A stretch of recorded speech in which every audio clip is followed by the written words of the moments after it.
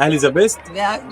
مشجعة بولندية بتشجع النادي الأهلي، ودي كانت أول لقطاتنا من مباراة النادي الأهلي وإنبي اللي انتهت بالتعادل 1-1. وكان في كمان معانا لقطة طفل أهلاوي كان بيشجع النادي الأهلي. إحنا من صغرنا بنشجع النادي الأهلي وبنتعب وبنجري وبنروح، لكن اللعيبة ما عندهاش إحساس ولا دم.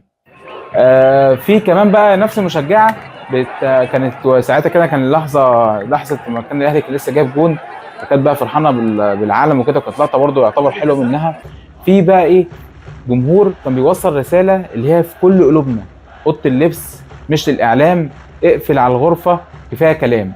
في بقى كان من الناحيه الثانيه كان احمد فتحي كان بيدي تعليمات كده، بيسخن لعيبه انبي، وعشان خاطر كان ساعتها كان في وقت الضغط على النادي الاهلي على لعيبه انبي. وبرده كان في رساله قويه جدا من جمهور النادي الاهلي: العب راجل بلاش تتعالى، تيشيرت الاهلي محتاج رجاله. ومين يسمع؟ النحاس نفسه مش عاجبه الاداء، ولا حد عاجبه الاداء، ولا حد عاجبه اي شيء في اي شيء.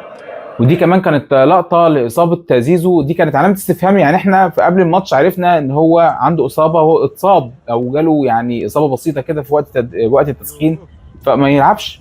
لا، برضه خد القرار ان هو يلعب عشان يتصاب، فلا تعليق يعني. دي برضه كانت لقطه لسرعه تريزيجيه. تريزيجيه بيتميز بالسرعه بتاعته اللي بانت في الهجمه دي، لكن للاسف تريزيجيه عنده لمسه الاخيره فيها علامات استفهام كتيره جدا، وده مش مستوى تريزيجيه اللي احنا عارفينه.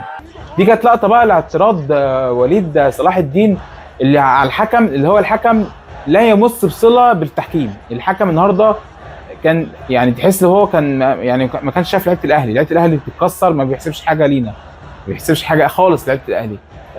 اي حاجه الناحيه الثانيه كان سهل جدا يحسب ضربه جزاء علينا، سهل جدا في سفارته ان يحسب طرد علينا، وكان الفار كله كان هو برده كان بيرجعه في حته الطرد دي. فكان التحكيم النهارده تحس هو مش شايف لعيبه الاهلي اصلا. دي كانت فرحه هدف النادي الاهلي الاول في انبي النهارده. كان يعني الماتش كان ماشي والدنيا كانت سالكه، لكن لعيبه الاهلي تحس انها بتعمل الحاجه اللي عايزها المنافس. حتى الشناوي برده في اللقطه دي كان يعني بيصرخ من قلبه، بيقول له والله ما في ايدي. يعني هو الحكم نفسه مش شايف، هو مش شايفنا اصلا. ودي كانت اخر لقطه لقطتنا من مباراه النادي الاهلي النهارده مع انبي، وكان هدف انبي في الشناوي. وكان مباراه الصراحه يعني عليها يعني جدل وكلام كتير قوي في كل حاجه الصراحه. واراك ضاحكا.